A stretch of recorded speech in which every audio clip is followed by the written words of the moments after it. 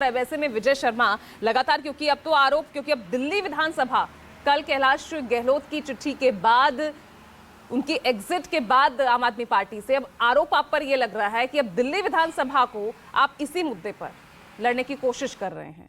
खुल गई है आपकी मोदी वॉशिंग मशीन। देखिए पूजा जी, जिस तरह से विश्लेषण किया है राजीव जी ने, मैं इनकी काफी बातों से असहमत हूं। जिस तरह से इन्होंने काल्पनिक बातें की हैं कि गहलोत साहब बीजेपी में आएंगे, ना तो उन्होंने घोषणा की है ना बीजेपी ने घोषणा की है। अभी इसे किंतु परंतु पे तो राजनीति नहीं हो सकती और ना आरोप लगाए जा सकते हैं। और गहलोत साहब वो हैं कि जो इनके 2 बार के और बड़ा अहम मंत्रालय उनके पास था। तो आप मुझे बताइए, जिस तरह से आतिशी जो अपनी इनकी स्वाति मालीवाल थी, उन्होंने आरोप लगाए, आज भी वो आम आदमी पार्टी में राज्यसभा मेंबर है। ना इन्होंने उनको किसी तरह की चिट्ठी दी है, ना सदन में चिट्ठी दी है इनको निकाल दो। उनके भी यही आरोप थे, उनको सीएम हाउस में पीटा गया। और ये पूरी दुनिया को पता है कि शीश महल किस तरह से बनाए गए, करोड़ों रुपए के कैसे पर्दे बनाए गए हैं। तो ये मुद्दे जनता के सामने है, भ्रष्टाचार जनता के सामने है। जैसे राजीव जी ने कहा कि भ्रष्टाचार और परिवारवाद अब मुद्दे नहीं रहे, तो हरियाणा सबके सामने है। किस तरह से हुड्डा साहब का परिवारवाद और भ्रष्टाचार जनता ने उनको दिखा दिया। किस तरह से वहां आपके ज्यादातर चैनल 60, 65, 70 तक सीट दिखा रहे थे कांग्रेस की, वहां कैसी मुंह की खानी पड़ी कांग्रेस को।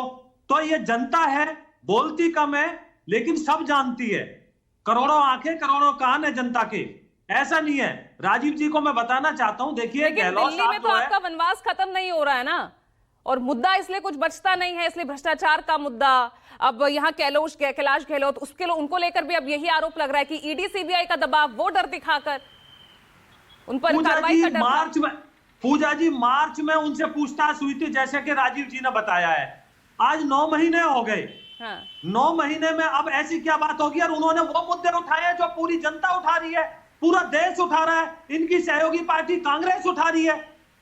उन्होंने नए मुद्दे क्या उठाए हैं? उपराज्यपाल वीके सक्सेना का सॉफ्ट लुक उनकी तरफ दिखा था ना 15 अगस्त पर। वो चाहते थे कि तिरंगा गहलोत साहब फहराएं। मैं आपके पास लौट रही हूँ, राजीव इस बीच कुछ कहना चाह रहे हैं। राजीव। पूजा, मेरा नाम लिया विजय जी ने, मैं वो बीजेपी के प्रवक्ता में उनके, चूंकि मैं नाम पे तो नहीं जाता, लेकिन आगे भी हम लोग मिलते रहेंगे दिल्ली चुनाव में, और कैलाश गहलोत का किस पार्टी में जाते हैं तो उस पर चर्चा होगी। मगर उन्होंने हरियाणा में परिवारवाद का जिक्र किया, तो मैंने क्या कहा? परिवारवाद भ्रष्टाचार अब मुद्दा नहीं। मैं उनसे एक सिंपल सा सवाल पूछता हूं, हरियाणा में जो नई सरकार बनी है उसमें 2 बेटियां मंत्री बनी हैं, वो दोनों बेटियां किस नेता की बेटियां हैं? और वो नेता जो उनके पेरेंट्स हैं वो पहले किस पार्टी में थे? बता दे तो समझ में आ जाएगा परिवारवाद खत्म हुआ कि नहीं। जवाब दीजिए विजय शर्मा। राजीव जी, मैं कई बार कह चुका हूं, हमारे प्रधानमंत्री जी ने संसद के अंदर बताया है, अगर कोई समझ के ना समझे, मेरी समझ वो ना समझे। देखिए, डॉक्टर का बेटा डॉक्टर बने, कोई हर्ज नहीं है, बनना चाहिए। लेकिन अरे भाई, मेरे सवाल का जवाब दे दीजिए। मेरे सवाल, आपके सवाल का जवाब दे रहा हूं। 2 नाम और उनके पिता का नाम और पेरेंट्स का नाम मैं सुनूंगा। मैं वही कहने जा रहा हूं कि आप मुझे बताइए, फारूक अब्दुल्ला के फादर का नाम क्या था? शेख अब्दुल्ला। उनके बेटे का क्या है? उमर। तीनों चीफ मिनिस्टर, किसी चौथे का नाम है क्या?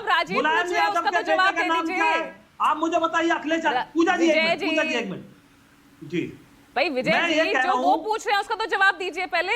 उसी का जवाब दे रहा हूं मैं पूजा जी, के परिवारवाद की परिभाषा क्या है? परिवारवाद की परिभाषा वो है जो पार्टी परिवारवाद के लिए लड़े। लालू यादव के बेटे उप मुख्यमंत्री, भाई वो पार्टी उनके लिए है, उनकी चाटुकारिता के लिए है सारी पार्टी। अब आपने देखा केजरीवाल जी जेल गए, उनकी पत्नी आ गई मैदान में।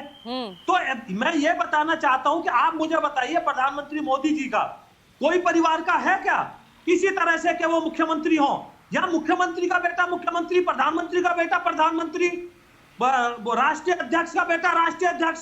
परिवारवाद की जो परिभाषा है ना, उसको समझने की जरूरत है। उसी परिभाषा पे आ जाते हैं ना। भ्रष्टाचार की बात करें तो तेरा भ्रष्टाचार अलग है, मेरा भ्रष्टाचार अलग है। परिवारवाद पर भी विपक्ष का परिवारवाद अलग दिखता है, आपको अपना परिवारवाद नजर नहीं आता फिर? नहीं, परिवार आप मुझे बताइए, मुख्यमंत्री का बेटा या राष्ट्रीय अध्यक्ष का बेटा राष्ट्रीय अध्यक्ष बीजेपी में कौन बना है? नरेंद्र मोदी के परिवार में कौन इनसे पहले रहा राजनीति में? योगी जी से पहले कौन रहा है परिवार में इस तरह से चीफ मिनिस्टर उनका? तो बात प्रमुख अरे पद की बाकी होती है, नेताओं का भी मुख्य जिक्र होती कर है, दीजिए ना, पार्टी के जिनके मालिक बने बहू बैठे हैं। बेटे अब आप बच्चों को मुझे जिनको टिकट मुझे दिया भी गया। सुनिए। राजीव बोलिए, राजीव।